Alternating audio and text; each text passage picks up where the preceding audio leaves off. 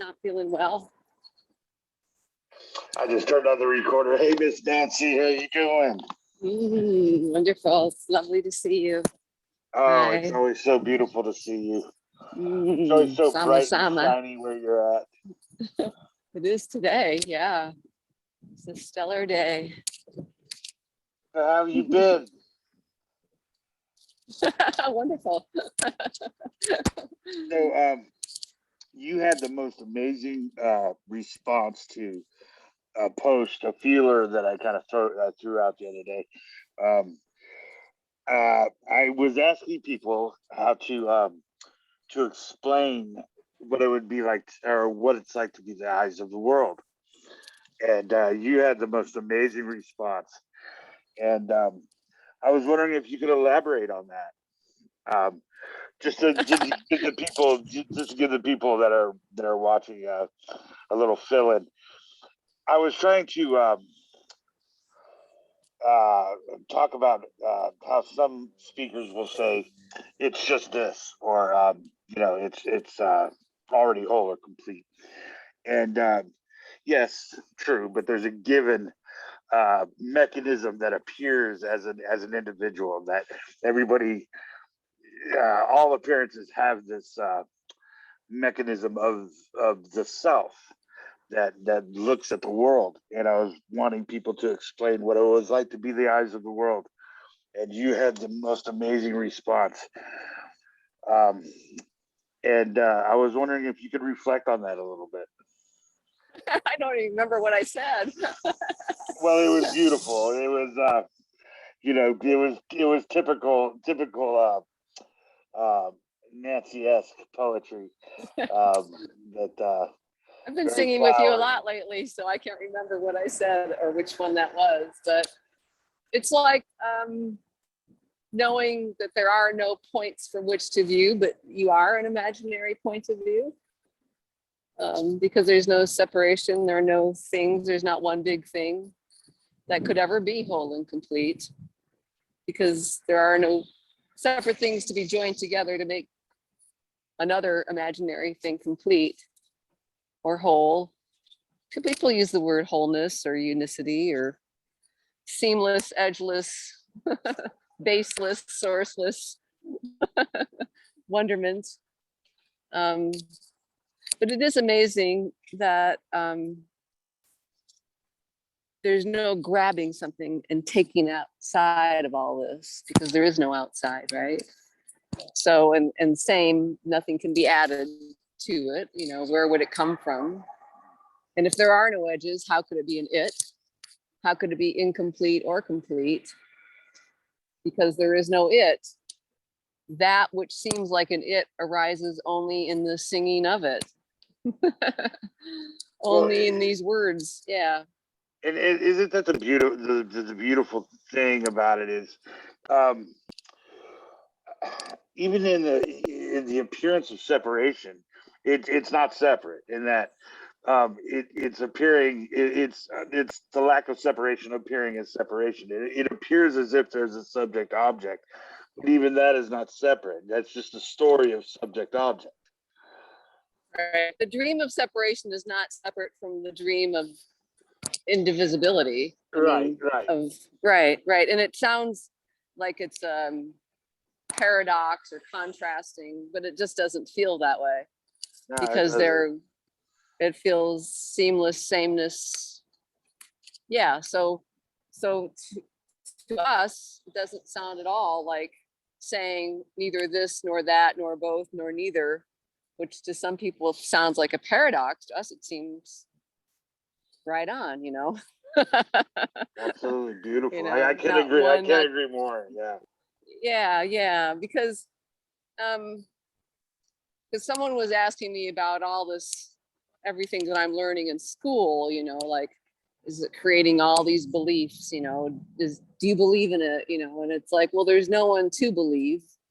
It appears that I am these beliefs, but it's like a tapestry woven of spaceless space, all these words, all these thoughts, right? There's like a tapestry, a three-dimensional tapestry of thought where thought is even woven in the tapestry. And there's nothing really underneath it or behind it. There's no wall it's hanging on.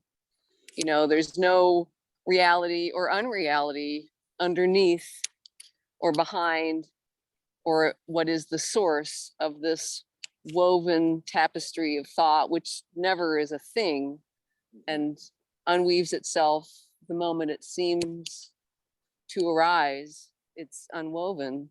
It's like blooming and wilting simultaneously, but never actually flowering, you know. But we're the flower.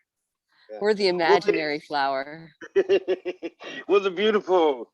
I love that because it's the thin veneer of subject object, or the observer and the observed. To me, it just seems it's so difficult to describe as a barrier, because it's not a barrier. It's literally it's it's the same thing. It seems like that thin barrier doesn't even express two. It doesn't express two different things. It's just variants on the same story. If you get my meaning, and Yeah. a veneer that's not a veneer. I don't know how to say it. You know, Yeah, there's yeah. no separation between what appears inside the observer and what is outside. There is no separation there, and I No. don't. You know, it's impossible to describe. I don't know what to say. No, but it's easy to demonstrate. You know, that everyone really knows this. I mean, but not in the way like, you know, 2 and 2 is 4, but just the whole idea is that there's thought, and can you find someone listening to thought, right? And people go, well, no. Okay, so feeling, right? Is there someone separate from feeling having that feeling? It's a lot of people will say it feels like that. And then I'll just say, well, are you separate from the feeling of feeling separate? You know, or, you know, because you can continue to twist and turn until the questioner just doesn't have anything to say, you know, really. Because it's just all assumption, isn't it? You know, this assumed knowing that there are separate things, that there is a separate observer, there are separate feelings, separate thoughts, but there aren't. And yet, by examining, it doesn't erase the beliefs, you know, because it's so obvious that there is no other, better, more, or next. And people can look at that, right? And go, well, yeah, no, there's nothing other than this, you know, can't find an outside. So if there's no outside, there's no inside. And so logic can kind of take you through it, but it doesn't erase the belief, because they are that belief, really, that belief in solidity that there must be a next, even though no next has ever been found, right? Nor a past, nor a now. The beauty of it, though, if I may just try to play with this a little bit, Please because do. yeah, because there's the entire notion of it being whole and complete is illusory. I mean, there's a whole and complete described things. It's not a thing. So, and even though that there's no free will at all, and even if you believe in separation, there's no free will. It's completely ridiculous. But the it does appear as if there's freedom and will, and I don't think there is either, but it appears this way. And so it appears already whole and complete, and appears to be completely unknowable and free, and anarchistic in the fact that we don't know what's going to happen, and there is no we or it, and there's no shift in that. So the story itself is completely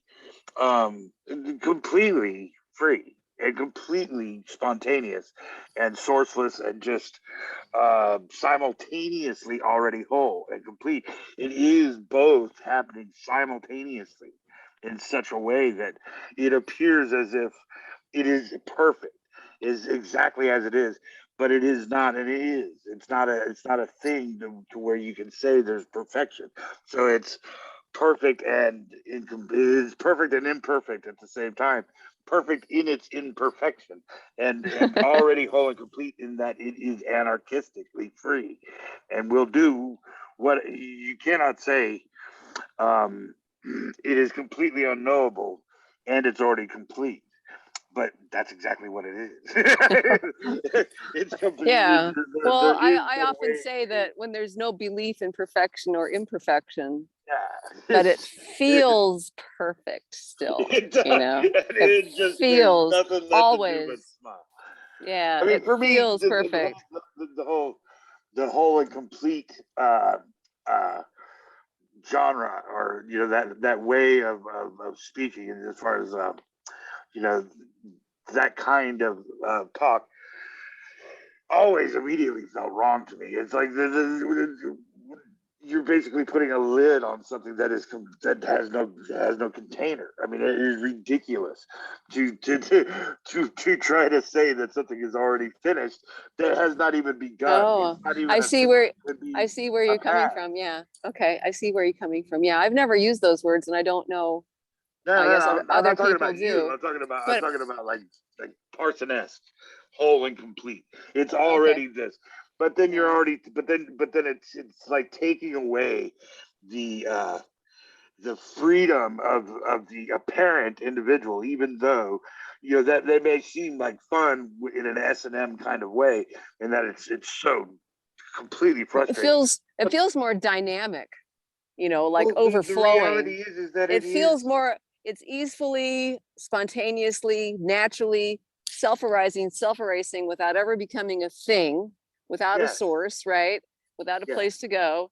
But it feels more like bursting, exploding, yes, yes, it feels, billowing. yes, it feels dynamic and wow and Yeah, wondrous. And it's not so. complete's more like putting a lid on it. I see what you mean. Yeah. Uh-huh. Yeah, Yeah. it's like for me, it seems it's already both. It's not. You can't. It's already whole and complete, but whole and complete in that it is dynamic simultaneously. Whole and complete is billowing completely, sourcelessly, spontaneously, and unknowably into whichever way it wants to be. And the illusion of an individual's free will and that observation of observed kind of game is part of it. It just is already whole and complete, but free simultaneously. You cannot say it's one or the other because it's not. It's not already like I have to stymie whatever I'm thinking because that's illusionary. No, the illusionary thought is part of the lack of ability to stymie it. And that is part of the whole and complete, in that instead of saying, no, it's already whole complete, and negate what you're trying to think or say, because you're not thinking or saying anything. It just appears that way. So it's not that it's free and stymie, it's already whole. No, it's already whole and complete and free, and you can't hold it. So it's both happening simultaneously, and you can't try to say it's one or the other. And I always felt that it's almost like it's like a sadomasochistic kind of feel to try to say no. It's like, no, whatever you're thinking, no, that's just not what's happening. Yeah, well, what I'm thinking is also appearing to happen, just like whole and complete appears to happen. So everything is an appearance. There is no reality, and based in one or the other, there's no Mhm. reality. So Or it's not a unreality. dimensional kind of process. You know what I No mean? reality. Yeah, no reality or unreality. And It, and obviously whatever it looks or feels like is whatever it looks or feels like, right? So and that's what's how could happening. something possibly not be it? How could one story be more true or false than another story if true and false are stories? Oh, How and I could thought, someone's words be more right than someone else's words when right and wrong is just a story? Obviously there's either a resonance with the way someone's singing or there isn't, and well, uh-huh. it's like that thing about sharing. Okay, well, the chair is chairing out of nothing. Well, Howard is Howarding out of nothing. I mean, I am, appearing out of nothing. So I am, as far as the appearance of an individual named Howard with that identity, I am a Howard Howarding. So that is just as apparent as the chair. It's not that, they're real. It's just that we are being expressed in this way, not by anything or any from absolutely nothing, spontaneously. Howarding, Nancying, the chair chairing. It does not matter. You can't say that the chair is chairing, but don't sit in it. The Howard is Howarding, but that's, somehow not less real or not real. It's literally not. It's real, not real. They're neither. It's Mm-hmm. neither and both, and Yes. everything simultaneously. You Right, can't right. try to put it's already whole. It's just ridiculous to me, and it's so freeing to just be able to just say, no, that's wrong.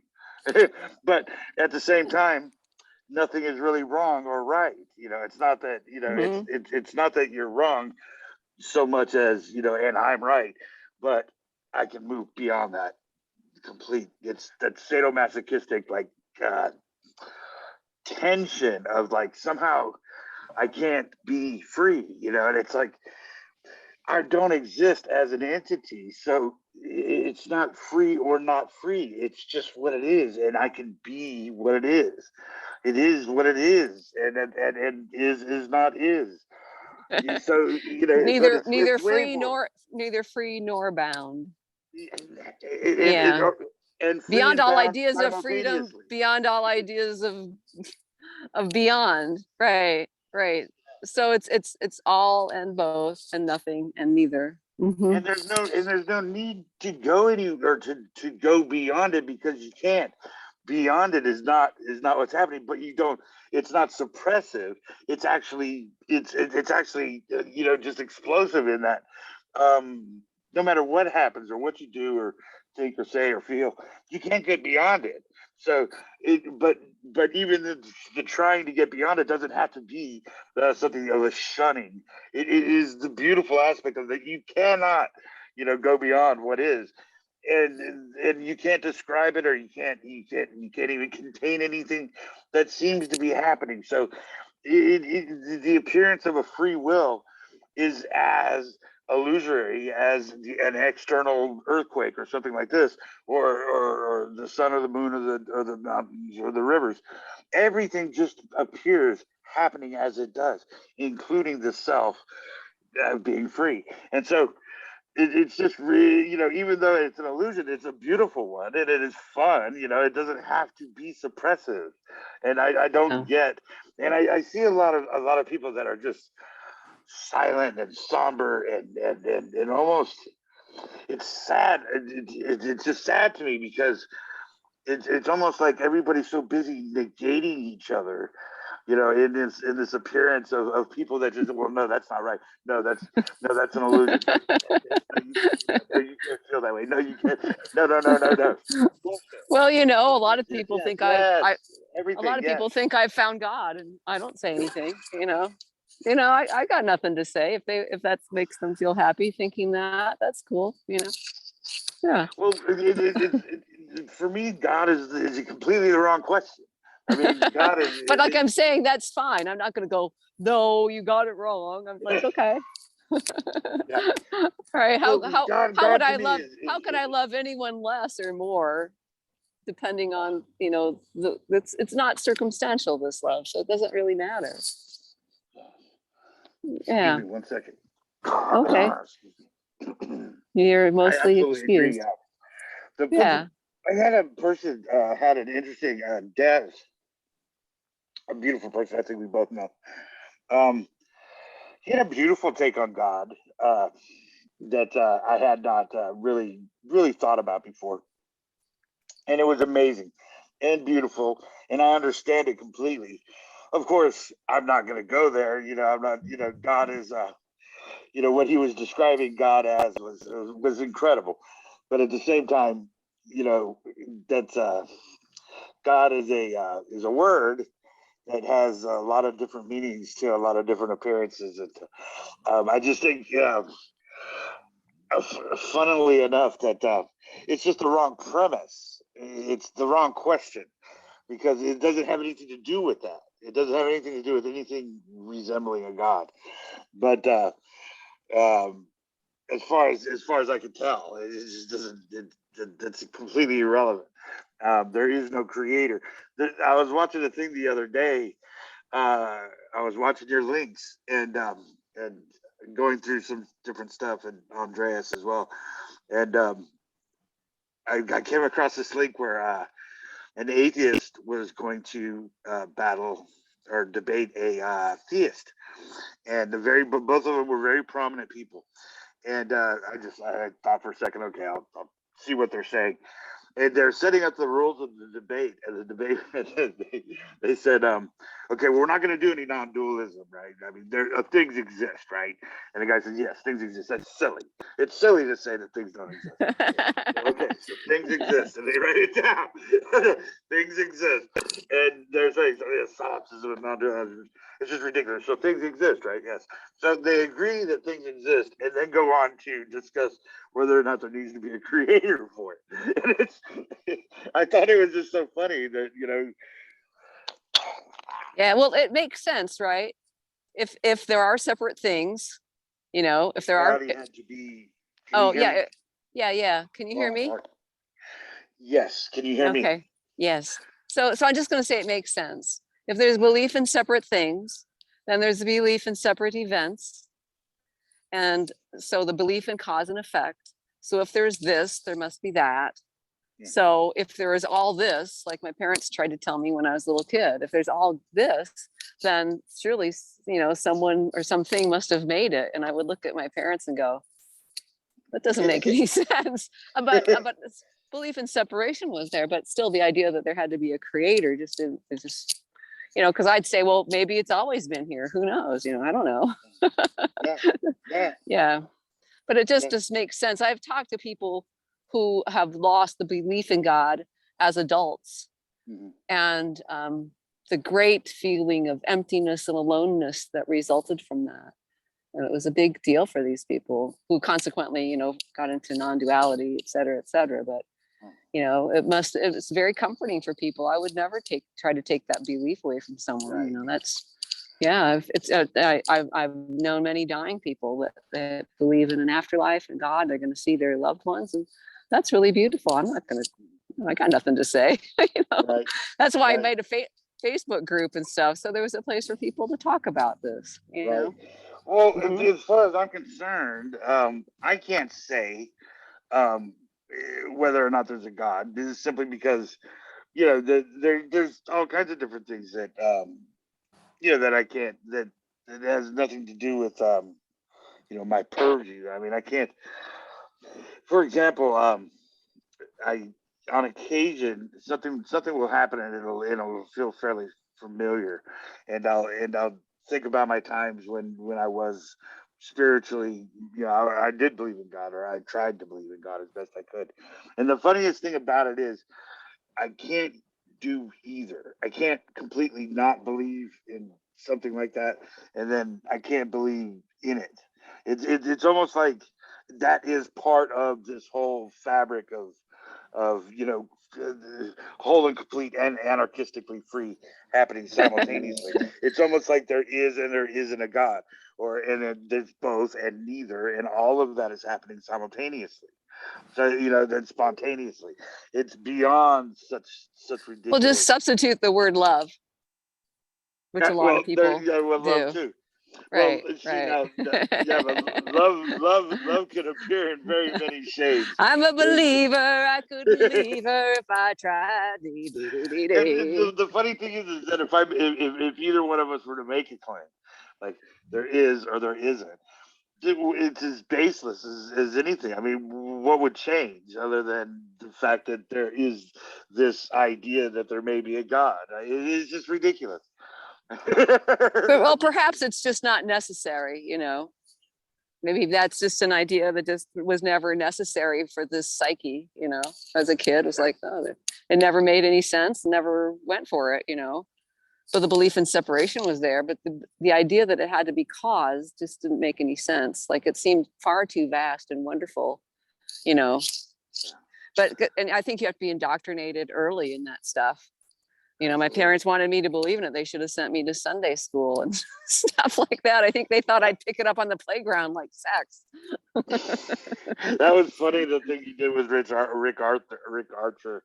I remember Rick was going on quite a while a good 10 minutes on, how you were just almost there. If you could just believe in a God, everything would be beautiful. And you just sat there like this with your chin on your fist. I feel like you're my parents trying to convince me of something. It's not fair for me. Well, he But wanted to have another meeting with me, Rick Archer, but he wanted to bring two of his God friends. So it was going to be 3 against 1. that might have been fun. Well, I just, if they love that and they're obviously, they don't really believe it, or why would they have to convince me about it, right?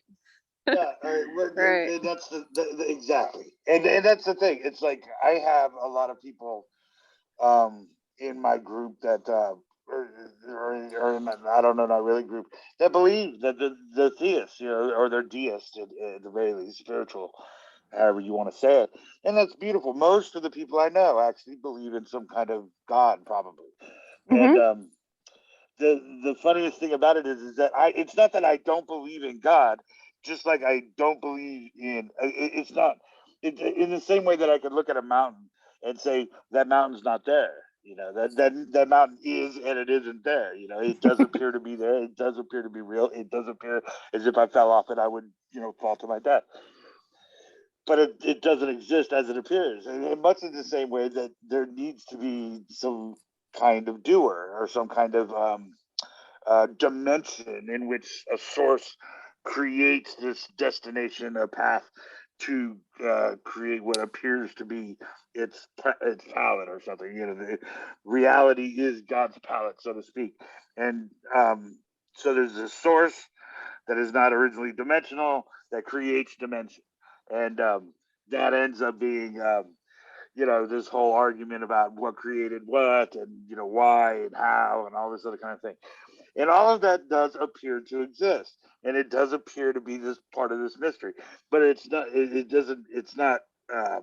The premise itself, it loses its value when you go beyond the subject object, and it just does. It's just not. It does. It's not.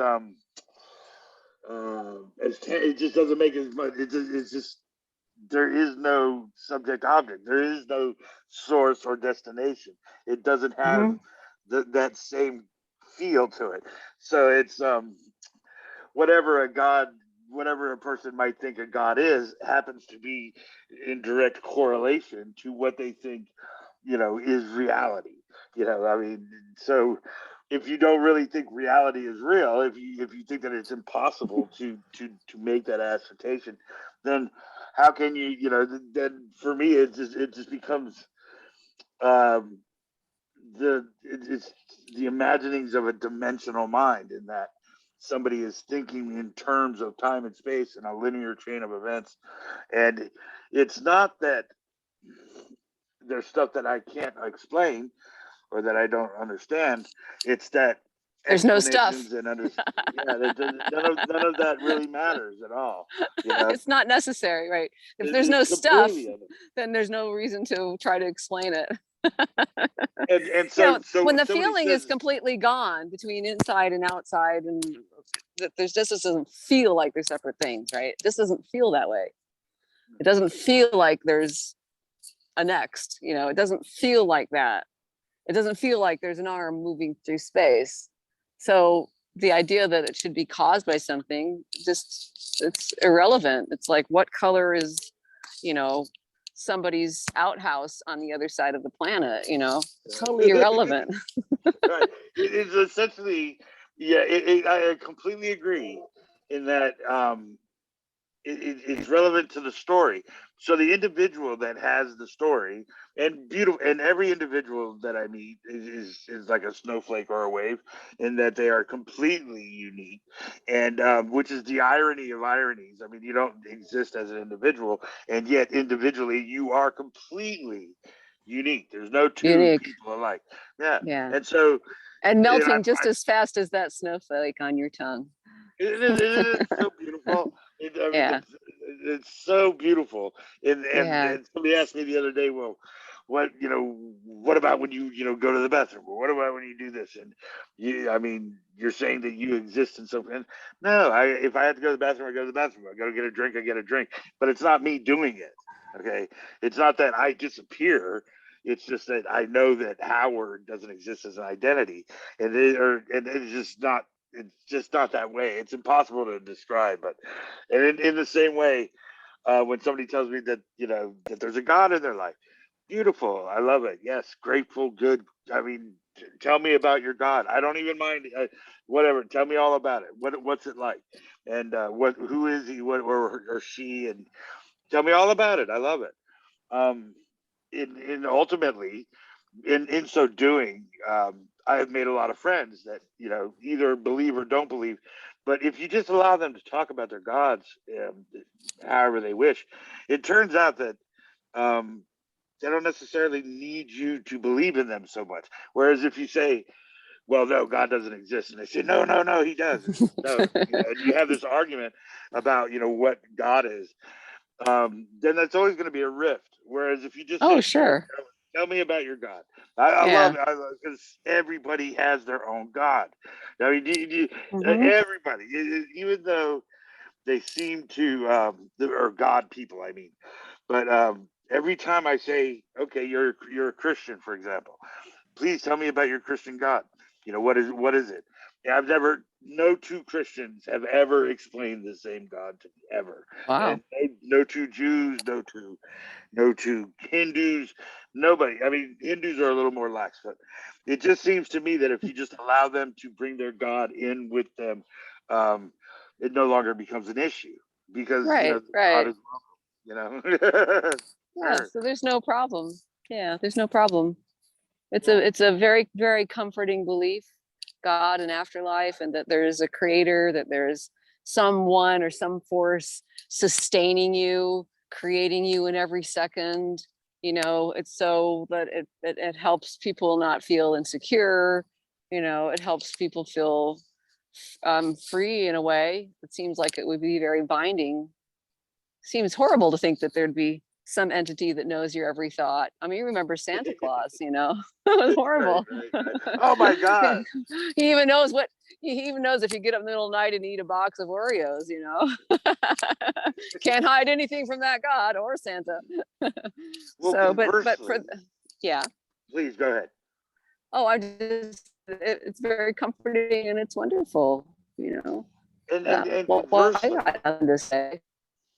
well, conversely, the without that sensation of a doer or a source, um, and just getting into the lack of an actual subject or object or observer observed, and realizing that what everything appears so spontaneously and sourcelessly and billowing into actually not even nothing. It comes from nothing and it goes to nothing and into this. And as this veneer just kind of happens, there's this uh, vulnerability where you lose attachment to any kind of belief, and it's like all of a sudden you realize that no, really, truly, you are tetherless, and there is nothing holding you to a material reality, and it seems to disperse into this. Like suddenly the story of Howard just has no meaning whatsoever, and but Yeah, then no within meaning this, nor non-meaning. It or feels like non-meaning, expanding because within that, yes, infinitely, yes, infinitely into spaceless space, right? it's so Just this amazing. vast Oh, spaciousness without space, vast it's emptiness so without emptiness, simultaneously, inseparably full, yes. bursting, full of beauty, life, happening, whatever it looks or feels like, all now painted with these rays of just love and beauty, exquisiteness, all the stuff that you thought was bad before or afflictive, all the feelings, all of it just has been embraced in love as she falls through her own arms. It's just so miraculous, never, ever, ever actually becoming a thing, no outside, no inside. You can't get away from it. You can't get into it. Yeah. You can't get outside of it. There is no outside. To even look at it or say anything about it is not an it. there are no it's. And yet, wow, there's trees and mountains and sky and Howard, Nancy, and love and beauty and wow, wow, wow. My heart, my heart wants to pound through my chest and like out of my throat. And your brain has nothing to do, mind has nothing to do with it. And that to me is, it's just, you just don't need, a, I mean, it's just not, that is the reality of the situation, that there is no reality. The appearance is real enough, and that dissipates as well. And in that Right. lack of a tether to a material reality or an explanation of a cause and effect, it just loses any kind of sense of direction or meaning or purpose or premise. It does not Mhm. matter. And No. the beauty of it is, in the losing of that tether, you find something beyond any, amazing. You find something that's not a thing, and in the dissipation of uh, of that uh, of that foundational story of Howard. But then you find yourself in and ebbing back and forth within this kind of story, where it is, as some people would say, ordinary, but ordinary in that, yes, it is ordinary, completely ordinary, but it is ordinary in that everything that has ever appeared, you can't escape it, but you can't. But it's not exactly ordinary either, because anything can happen at any time, and that's the ordinary, like, anarchy about it. It's ordinarily Ordinary and anarchistic. extraordinary. Ordinarily, extraordinarily wondrous. It's so beautiful. I like Yeah. the way you said it better. But Oh, yes, well, you write beautifully of it, it Howard. You does. write beautifully. You really do. You write Um, beautifully. well, I have you as I'm a, inspired by your writings very often, and I love singing with you. oh, right Yeah. back at you, my darling. While you were just speaking, I was wanting to jump through the camera and just hug you and kiss you. Ah, it's so beautiful. And the thing is, it could be said that, much like what we were just explaining, is something of a almost a spiritual thing, insofar as what the God people might say or whatever, because they can feel the spirit of God move through them and all this other kind of stuff, and they'll start dancing around and all of that kind of thing, and that's beautiful too. Sounds fun. However, yeah, yeah, it sounds fun. Well, their However, whole idea of merging with God, disappearing into God, and God is everything. So if you came from, if it was 400 years ago when you were in a religious world, your terms of how to describe this would be quite different. Yeah. yeah, and that's the thing about, some of the descriptions can get funner in that, you know, if you believe in a God, for example, if you're a theist, then, whatever God it is you believe in is probably unique to you, and, you're an atheist in every other respect. So everybody has their own idea, and in that way, um, it's just, it kind of telling in its own, in its own Well, respect. that's a good point. Everything is imaginary, but it is unique to you. Yeah, it is Like unique. these mountains, mountains, my mountains are not your mountains, right? Yeah, yeah, My color red is not your color red. right, So it's like if I could see through your eyes, if there were someone there looking through your eyes, right? right. Then it would be, well, I'd be you. Yeah. Well, yeah, Because everyone's world is completely unique. And only through these words can there be somehow of a sharing between these imaginary, like this swirling collage of beliefs, opinions, thought, right? That's, somehow is me and my world, right.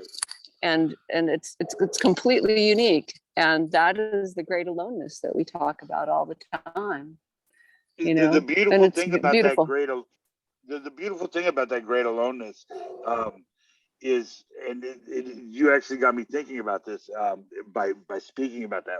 The one thing that we can share, in this apparent separation within the context of this conversation, and in that world that exists within that appearance, is that there is no objective truth. It's the one objective truth that we can all share in separation, and that there is no objective truth. And so in this way we could like tie the strings of balloons together and just let them fly. And so we can be tied together and floating around the atmosphere without a foundation. And that is about as close as it can be. That the one foundation we have is that there is no foundation. And so in that way, it's actually quite beautiful in that, though you and I and by the way, I used to have, I did a whole big thing about that, changing each other's perspective. If I could see through your eyes and you could see through my eyes, and we just switch like randomly right now, I think both of us would probably go insane pretty quick. I think because your world is so completely different from my world as far as those. Yeah, there's that insanity, or else the other aspect is that I would be you, you know. I was thinking the other day that it's like the closest we can really ever get, the most I can know about you really is the love that ignites me, because we're mirrors, we're reflections, echoes of each other. So this love, this heart rush, right, is ignited and seems to form me as I talk to you. And that's not a fully formed idea, but I was mulling around with that. I love doing that. Yeah. I love Sometimes doing that. sometimes I'll let the fingers do the talking and see what happens on the old computer one of these mornings. That's what I do every morning. Yeah. I think that the best things that I've ever written Howard had nothing to do with it. Yeah. I literally had nothing to do with it. It just comes out. And, yeah. And there's the less I'm involved in that process, I mean, it seems like my muscles are moving the pen and all of that, but like I don't even try to look at what I'm writing. And when I stay out of it completely, that is when they flow the best. It's like I don't even write it. Yeah. It never feels like I'm writing anything. Yeah, I got my 10th book coming out pretty soon too. Did I send you a picture of the cover? Called? Just This Love. I love it. Yeah, I try to think of a million other things, but I'm going to use another painting. Oh, I did send you a copy of the cover. Yeah, so that'll be. When's it coming out? Oh, probably in 2 weeks, maybe. You're going on your 10th. I keep procrastinating. I keep thinking, I'm going to put some stuff. You know what I need to do is talk to you about how to get one out, how to do it. Oh, anyone who buys stuff on Amazon can put a review on. So if you don't buy stuff on Amazon, you have to find a friend who will let you use their account or something. Because I think you've got to buy like $50 in the last 6 months worth of stuff. I've got an account on Amazon. Yeah. Oh, then you just go to you just go to my page, my book page. Then you click on the title, and then you can it says write a review, and then you just write a review. No, I will do that definitely, but no. Oh, that would be nice. It's supposed to help. I don't think it does. It's supposed to help. The book itself, like actually writing my own book. Oh, yeah. Well, didn't I give you some instructions on that? I thought I did. Well, I'll write. You were going to do it for me, though. Oh. I don't actually want to do anything. Oh, okay. Well, I'll tell you one thing. My computer literacy is nil. If I can do it, anyone can do it. So you did it all by yourself with your own computer. And how many? I need help on the covers because it has to be a certain size. So I have several friends. Frank is working on my new one because the person that did the last one is too busy, and so I just send them the pictures I want on the front and the back cover, what I want set on it, and then they size it, and then you just push it into Amazon, and then it's done. You press publish, and yeah. Mm-hmm. just put a bunch of stuff together, and well, how does it actually get physically bound? They print them when someone orders one. You're kidding me. Yeah, and then like They do the ebooks, obviously, you know, people can buy. I sell, like last month I sold 4 books, 2 ebooks and 2 print books. So I always put a print book out because a lot of people like those. But you could just make an ebook. It's even easier. Then you don't even need any help on the cover. You just I actually made a lot of my covers with a free app on my phone called Fonto, Phonto. And you just put a picture in, then you write some text in there and press save, and you send it to Amazon. And there's your cover. really. Yeah, So, yeah. so, well, I gotta figure out. Do you have a writing program on your computer? No, which one do you use? Well, I have an Apple, so I use Pages. It comes with the computer. Do you have an Apple or another kind? No, I've got the Android. Okay, well, On my computer, I've got the oh god, it's some kind of no, it's well, it's a gaming computer kind of. well, just ask someone who has a normal PC and ask them how. All you need to do is it has to be in PDF form. You just write it out, and you pick the size of the page. I like 7 by 10 because I think it's a nice size to hold. You know, and you pick the size of the print. I can write you a bunch of stuff. I'll message you all that stuff. Yeah, and I'll give it to my tech guy because if I could do it, if I'm thinking about doing, I've been thinking about doing it forever, and Well, you write so beautifully. I'm sure there are many people who would love to have your book, Howard. well, if they don't want it, they'll get it for Christmas anyways. I give a lot away. And it's cool. It's cool too, because when you have it in PDF form, you know, when I meet new friends on Facebook or meet people, I just send them a copy of my books, you know, if they want them. I mean, I don't just send them. I'll say, if you want some, I'll give you some free PDFs of my books. And a lot of people do because they're not into buying books, and that's fine with me. I don't, you know. So, but it's really, really easy, and it's fun to do because I like having the written version of everything I've done, you know, and I've got, you know, under the bed, there's boxes of books.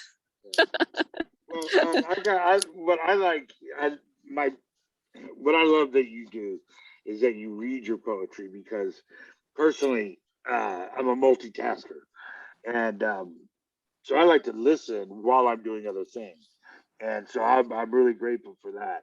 But at the same time, I like having, you know, I used to have just all kinds of books on the shelves, and I gave them away, but because I needed to get all my clutter down in there, just collecting dust. And somebody asked me once, um, when are you going to read those books? And I said, well, I already read them. And they're like, well, why do you keep them around? You know, he convinced me to give them away. And it's actually, it wasn't a bad idea because they were just collecting dust, but and I had already read them, but and, Yeah, you know, I like reading. I like reading. I thought about, because I know I've read some completely, but I thought about starting at the beginning with my first book because I really want to edit the second one and just going through and rereading every book, you know, because people download those and they love to listen to them. So, you know, I never read the same book twice. I mean, it's the same title, it's the same, you know, it's the same book, but there's always something that I miss the right. last time I read it. And I think people like to listen to me read because it relaxes them and it makes them, you know, whatever, feel lost and feel sensuous, lostless, and they like to listen. So I might just do that. Just start. I'm thinking of starting with the first one and just going through. I can't make an audiobook because it's too technical for me and I can't afford to have pay someone to do it. So I'll just read them all and put them on YouTube. It's way harder to narrate a book than you would think. I mean, most people would think. I talked to Tim Kliss about his book. I said, did you want to? Are you going to are you going to narrate it? And he said, I tried to. Because I got like 2 pages in it. And oh, I can't do this. You know, it's way harder. So when you do it, it's a treat because not a lot of people can do that. I know that I cannot read out loud and accurately like that in a consistent sense. Well, I do make some mistakes and I just kind of flub through them. Yeah. But if if I sold it as an audiobook, I would want it to be, correct, And the way I've looked up the instructions. You sit in a closet, you've got a good microphone, you read, and when you make a mistake, you make a loud noise. Ah! Then you click off, and you start again where you made the mistake, and then you got to piece it back together later using one of those little needles, and so it's too complex for me. I got the books out. That's about. So YouTube is a vehicle. Yeah. What's that? I love the way you do it, just the way you do it, because it's it reminds me of just story time. When I was a kid and stuff. Yeah. Us and a bunch of kids would just, the teacher would read, and you all just kind of gather around, sit Indian style, and Mhm. it's and you listen, and it's beautiful, and your stuff flows just. People ask me about you from time to time, and they'll ask me, well, what would you recommend? And I would say I would recommend any of her books. I personally like This Is a Coyote the best, but they're all beautiful. They all have their own kind of identity to them in a slight way. But I said you could pick up any book that she writes and pick it up anywhere. Just open it and just start reading. Thank That's you. Thank you. What a that's nice thing fancy. to I mean, no say. matter what, no matter where you go within her plethora, I would just suggest you just start reading and just go from there. And Thank you. anytime I read your stuff, because I've got every one of your books, except for obviously this last one, which I will buy. But the yeah, that's what I do. I pick up your book and just start whatever book I decide to pick up at that moment, and just open There's it. there's a few people in this little town who are really interested in non-duality or anything, and they love my books. I talked to someone a few months ago, and she said, "Yeah, I just keep it by the side of my bed, and I just open it up anywhere." I think I've given all of them to her. So I just listen. I just read whatever's there, and it just makes me feel really good before I go to sleep. I don't, so it doesn't really have anything to do with non-duality for her. It's just the words flowing, and you know, you Yeah, know. yeah, well, yeah. I mean, see, and that's one beautiful thing about it.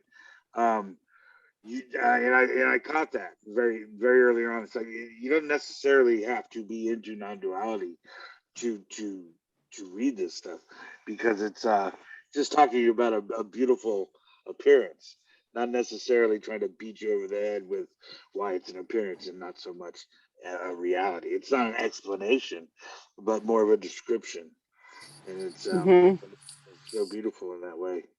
Yeah, it's a lot of Exactly. fun. I love writing and I love reading it.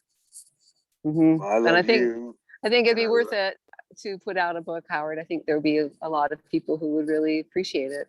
So all you need to do is talk to your tech person and ask, it needs to be in PDF at Amazon. So that's the form it needs to be in. And I'll write you some more instructions on the sizes I use and stuff. I'll definitely look at it, and if I don't get any support on this end, I'll try to hunker down. But yeah, thank you so much for saying such a beautiful thing. It's so kind of you to say such a nice thing to me. That's I'm totally from actually the heart. Totally from the heart, Howard. Completely. well, I love you. And you're beautiful. I love you, and you are beautiful. You are beauty personified. And I'm supposed to talk to my tech guy tonight. Um, and so hopefully I'll be able to post this along with a few other things. But I'll talk to him about it, and I'll see if you know him, Andrew Oh Kurtzman, yeah. Yeah. and yeah. Most computers have some kind of writing program that they come with. So Yeah, I'll if see. there I'll isn't, see if he can. I'm sure you can download one. Yeah. Yeah. Did Yeah, he move I to think California? I'm sorry. Did he move to California? I, I don't think so. No, Okay. I hope not. I came Okay. from California. I warned him very very adamantly. I was like, look, man, that's don't do it, because ultimately it's like it started out being this great story, and then it turned out to be you're going out there with nothing and no one, and nowhere, and it's like, and you have a pocket full of stories, you're going to get torn to pieces, and it's just brutal because everybody in LA has a story about, oh, we're going to come out and we're going to do all these things, and if you have no money and you have no place to go and you have no job and no, Yeah. If you're gonna live in your it's not a car, good place to if be. you're gonna live in your car, it's better to be in nature, than in a city.